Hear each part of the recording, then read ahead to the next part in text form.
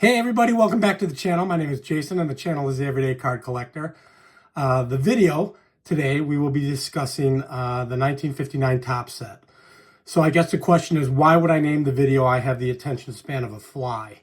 The reason for that is I really don't go over my goals for 2025. I really didn't do that. I didn't make a video. If you guys got the chance about a week ago, I got to jump on Josh's channel, Vintage Card Wonderland, and we kind of discussed some of our goals. And one of my goals, or a couple of my goals, were to be completing projects that I'm working on. The 56 Hall of Fame run, which if you watch my channel, you know I'm working on that, getting pretty close. And then I have a White Sox run of Hall of Famers that I'm working on as well. And I've got a couple big cards left in that particular run. So those were really the only two projects that I had for myself, and I only kind of laid out those two and really wasn't going to do much more and just let the hobby come to me, collect what I want to collect. I'm a broad collector and enjoy myself and have a good time, not put those restraints on myself. Well, since then, I've kind of worked through it, and I've said it on videos in the past. I'm secretly, kind of quietly collecting Hall of Famers for the 1959 set. Well, I've kind of put it in my head that I just need to do that and make that another project. I did a video several months ago, might have been 6 months ago, where I first brought this up and talked about it and showed some of the cards that I have. And since then, I've collected, purchased more cards within that particular set, 59 Hall of Fame run. I still need all the big boys. I don't have the Mantle. I don't have the Mays. I don't have the Aaron. I don't have the Clemente. But just been slowly picking up some of the smaller or more expensive Hall of Famers, if you will. So I figured I kind of show those cards today in their entirety. They've all been on the channel probably separately, but never at once. So with that being said, we'll take a peek at them, have a good time talking about 59 Topps, and check out some cards. So let's get into it.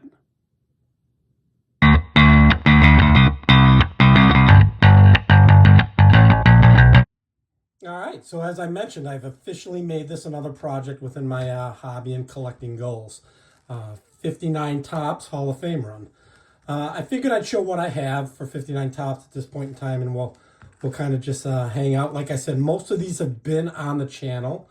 Matter of fact, I think they all have been, but never shown as a collective. So a couple cards I'll show that aren't Hall of Famers that I just picked up because I love the players. This was one I showed recently, Billy Pierce. So I picked him up. I always like to pick up my White Sox where I can, particularly Billy Pierce and Sherm Lawler.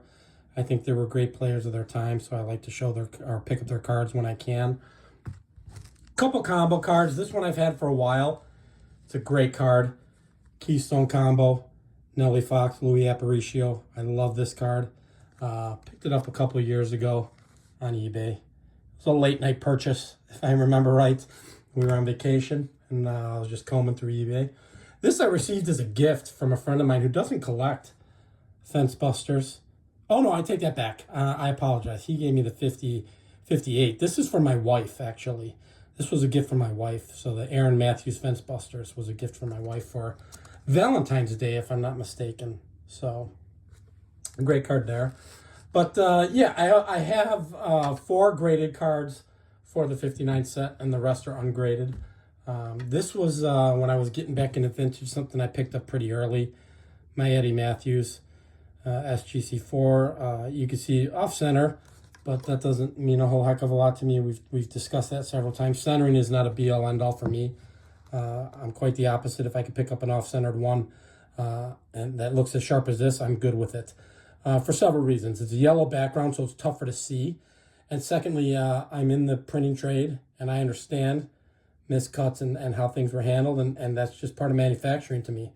So it doesn't pull away from the card for me. The eye appeal itself, I still think it's fantastic. So it doesn't draw my attention in a negative way, if you will. This one's been on the channel several times. Probably my favorite card out of the set, and you'll hear that from a lot of people. The Frank Robinson. I just think it's a beautiful, beautiful card. Bought this at my local or my LCS. One of the LCSs, not the one I typically go to, but I bought it at another one and had it graded, and it got a 4.5. So I think Frank is stand worthy. Picked up this for virtually nothing. Beautiful card. You know, you get into the lower tier, quote unquote, lower tier Hall of Famers, and you can really find some great deals. So this is my 59 Jim Bunning in an EX5, and it's just a gorgeous card. I love it. One of my other favorite cards in this set, I did buy on eBay as well. Second year Orlando Cepeda in an EX5, and again, pretty affordable, guys. This stuff is not high dollar.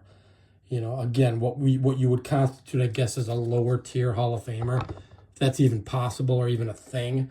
I mean, if you make it to the Hall of Fame, you're the elite of the elite. So, I guess from a collecting standpoint, you could say that.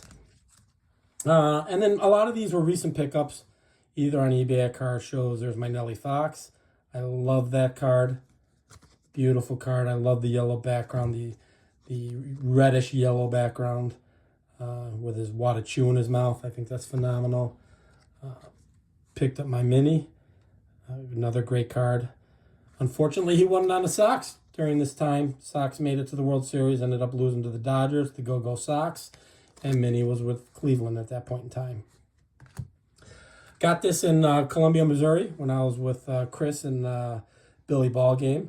Actually bought this off of the dealer who I bought a lot of my Aurora Visions off of Ron. So I picked up, he had this Duke Schneider, and I picked it up. I think it was like $20, something like that. Beautifully sharp Don Drysdale here that I'm probably going to grade. It's just a really sharp card. And it's been on the channel several times. And I'm not certain where I got this. It might have been a local show. But that's a beautiful card. You know, just centered well, nice and sharp. This one was a local show not too long ago. Whitey Ford, another great card. Those who watch me know I love red backgrounds. I think that red just pops. I think it's a beautiful, beautiful card. And I like the backs on the 59. They're easy to read.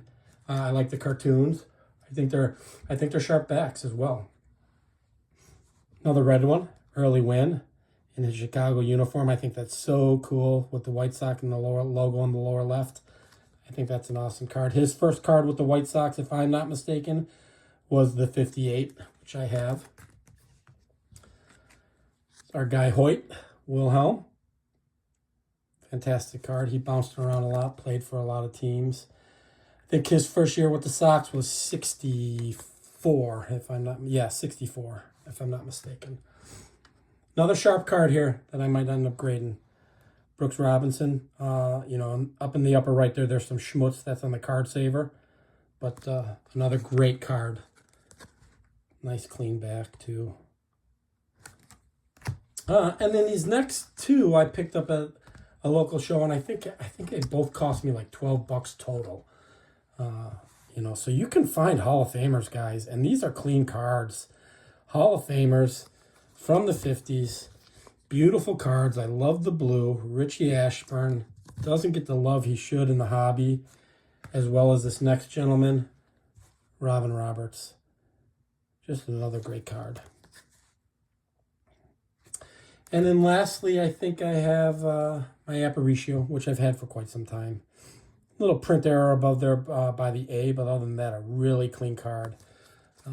So yeah, that's my 59s, guys, and I didn't even count these, so I'm looking at 4 graded, and I'll only count the Hall of Famers.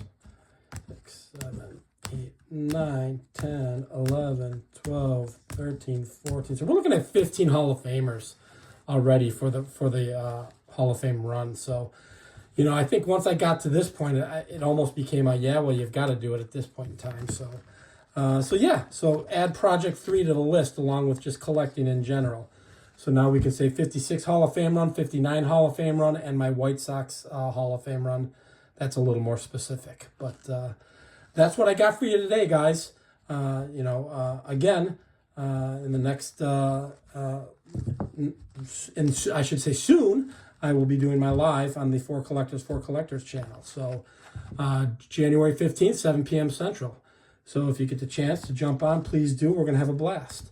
But until the next video, if you enjoy this kind of content, guys, please feel free to like and subscribe. And until the next one, we'll talk. Have a good one, everybody. Bye-bye.